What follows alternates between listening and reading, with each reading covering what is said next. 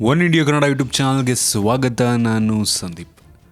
ಕೋಟ್ಯಾಧಿಪತಿ ಆಗೋದಕ್ಕೆ ಯಾರಿಗಿಷ್ಟ ಇರಲ್ಲ? ಹಾಗಾದರೆ ಕೋಟ್ಯಾಧಿಪತಿ ಆಗೋದು ಹೇಗೆ? ಟಾಟಾ, ಅಂಬಾನಿ, ನಾರಾಯಣ ಮೂರ್ತಿ, ಬಿಲ್ ಗೇಟ್ಸ್ ಇವರೆಲ್ಲ ಕೋಟ್ಯಾಧಿಪತಿಗಳು ಹೇಗಾದರು? ಅವರ ಒಂದು ಜೀವನ ಶೈಲಿಯನ್ನು ನಾವು ಸ್ಫೂರ್ತಿಯನ್ನಾಗಿ ಇಟ್ಕೊಂಡ್ರೆ ನಾವು ಕೂಡ ಅವರ ರೀತಿಯಲ್ಲಿ ಒಂದು ಬೆಳವಣಿಗೆಯನ್ನು ಕಾಣ್ಬೋದು. ನಾವು ನಿಮಗೆ ಈ ಒಂದು ವಿಡಿಯೋದಲ್ಲಿ ಕೋಟ್ಯಾಧಿಪತಿ ಆಗೋದಕ್ಕೆ ನಮ್ಮ ಜೀವನದಲ್ಲಿ ಏನನ್ನು ಅಳವಡಿಸ್ಕೊಡ್ಬೇಕು ಅಂತ ತಿಳಿಸ್ಕೊಡ್ತೀನಿ. ಮೊದಲನೆಯದಾಗಿ ಆದಾಯದ ಮೂಲಗಳನ್ನು ಹೆಚ್ಚಿಸ್ಕೊಳ್ಳೋದು. ಈಗ ನೀವೊಂದು ಕೆಲಸ ಮಾಡ್ತಾಯಿದ್ದೀರಾ ಅಂತ ಅಂದ್ಕೊಳ್ಳಿ, ಯಾವುದೊಂದು ಕಂಪನಿಲಿ. ಆ ಕಂಪನಿಯ ಜೊತೆಗೆ ನೀವು ಸೈಡ್ ಬಿಸ್ನೆಸ್ಸನ್ನು ಮಾಡುವಂಥದ್ದು ಅಥವಾ ಬೇರೆ ಏನೇನಾದರೂ ಬಿಸ್ನೆಸ್ಸನ್ನು ಪಾರ್ಟ್ ಟೈಮ್ ಜಾಬ್ ಮಾಡುವಂಥದ್ದು, ಈ ಥರದ್ದನ್ನು ನಾವು ಮಾಡ್ಕೊತಾ ಹೋಗಬೇಕಾಗತ್ತೆ. ಒಂದು ಯೋಜನೆಯನ್ನು ರೂಪಿಸುವಂಥದ್ದು. ಹೌದು, ನಿಮ್ಮ ಏನೇ ಮಾಡಿದ್ರೂ ಅದನ್ನು ಪ್ಲ್ಯಾನಿನ ಮುಖಾಂತರ ನೀವು ಅದನ್ನು ಮಾಡಬೇಕಾಗುತ್ತೆ. ಮತ್ತು ಒಂದು ಟೈಮಿಂಗನ್ನು, ಈಗ ಒಂದು ಕೆಲಸಕ್ಕೆ ಆ ಟೈಮಿಂಗ್ ಅಂದರೆ ಇನ್ನೊಂದು ಕೆಲಸಕ್ಕೆ ಇನ್ಯಾವ ಟೈಮಿಂಗು, ಪರ್ಟಿಕ್ಯುಲರ್ ಟೈಮಿಂಗನ್ನು ನೀವು ಕೊಡಬೇಕಾಗುತ್ತೆ. ಸಮಯ ಒಂದು ಅಮೂಲ್ಯವಾದದ್ದರಿಂದ ನೀವು ಅದನ್ನು ಟೈಮ್ ಮ್ಯಾನೇಜ್ಮೆಂಟನ್ನು ಕರೆಕ್ಟಾಗಿ ಮಾಡಬೇಕಾಗುತ್ತೆ. ಮತ್ತು ಬೇರೆಯವರನ್ನು ನೋಡಿ ಕಲಿಯುವಂಥದ್ದು. ಹೌದು, ನಾವು ಕಲಿತಾ ಹೋದರೆ ಒಂದು ವಿಷಯಗಳನ್ನು ಅದು ಎಂಡೇ ಇಲ್ಲ, ಅದಕ್ಕೆ ಮುಗಿಯೋದೇ ಇಲ್ಲ.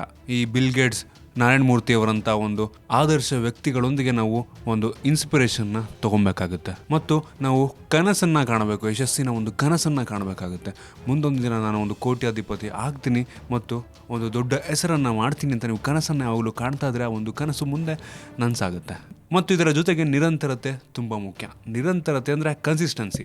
ಒಂದು ಕೆಲಸವನ್ನು ನೀವು ಮಾಡ್ತಾ ಇದ್ದೀರಾ ಅಂದರೆ ಆ ಒಂದು ಕನ್ಸಿಸ್ಟೆನ್ಸಿ ಆಗೇ ಇರಬೇಕು. ನೀವು ಒಂದಿನ ಮಾಡೋದು, ಮುಂದಿನ ದಿನ ಹಾಗೆ ಬಿಟ್ಬಿಡೋದು, ಈ ಥರ ಒಂದು ಮಾಡೋದಕ್ಕೆ ಹೋದರೆ ಯಾವತ್ತೂ ಒಂದು ಬೆಳವಣಿಗೆಯನ್ನು ಕಾಣೋದು ತುಂಬ ಕಷ್ಟ. ಒಂದು ಪ್ರತಿ ಹೆಜ್ಜೆ ನೀವಿಡುವಂಥ ಒಂದು ಪ್ರತಿ ಹೆಜ್ಜೆಯನ್ನು ನೀವು ಅವಲೋಕನ ಮಾಡಬೇಕಾಗುತ್ತೆ, ಅಂದರೆ ಅನಲೈಸ್ ಮಾಡಬೇಕಾಗುತ್ತೆ. ನೀವು ಈ ಥರ ಇಟ್ಟರೆ ಏನಾಗುತ್ತೆ ಮುಂದೆ, ಅಥವಾ ಇನ್ನೊಂದು ಥರ ಆಗ ಮಾಡಲಿಲ್ಲ ಅಂದರೆ ಇನ್ಯಾವ ರೀತಿ ಇನ್ನೇನಾಗ್ಬೋದು ಅಂತ ನೀವು ಅನಲೈಸ್ ಮಾಡಬೇಕಾಗುತ್ತೆ. ಇದರ ಜೊತೆಗೆ ನಿಮ್ಮ ಸುತ್ತಮುತ್ತ ಒಂದು ಯಶಸ್ಸನ್ನು ತುಂಬಿರಬೇಕು.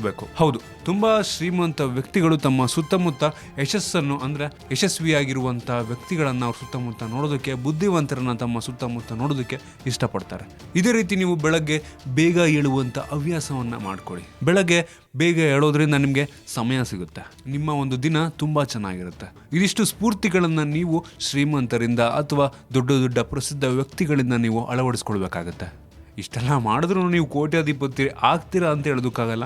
ನೀವು ಹೋಗ್ತಿರುವಂಥ ದಾರಿ, ನೀವು ಯಾವ ರೀತಿ ಹೋಗ್ತೀರಾ, ನೀವು ಎಷ್ಟು ಕನ್ಸಿಸ್ಟೆನ್ಸಿ ಇದೆ ನಿಮಗೆ, ಅದ್ರ ಮೇಲೆ ನೀವು ಒಂದಿನ ನಿಮ್ಮ ಒಂದು ಗುರಿಯನ್ನು, ಯಶಸ್ಸನ್ನು ನೀವು ಮುಟ್ಬೋದು. ನಿಮಗೆ ಅನಿಸುತ್ತೆ ಇದ್ರ ಬಗ್ಗೆ? ಇಲ್ಲ ಕಾಮೆಂಟಲ್ಲಿ ನಿಮಗೆ ಅಂದರೆ ವಿಡಿಯೋ ಇಷ್ಟ ಆಗಿದ್ರೆ ಲೈಕ್ ಮಾಡಿ, ಶೇರ್ ಮಾಡಿ. ಇದೇ ರೀತಿ ನಮ್ಮ ಬೇರೆ ಬೇರೆ ವಿಡಿಯೋಗಳಿಗೆ ಒನ್ ಇಂಡಿಯಾ ಕನ್ನಡ ಯೂಟ್ಯೂಬ್ ಚಾನಲ್ಗೆ ಸಬ್ಸ್ಕ್ರೈಬ್ ಮಾಡಿ. ಧನ್ಯವಾದ.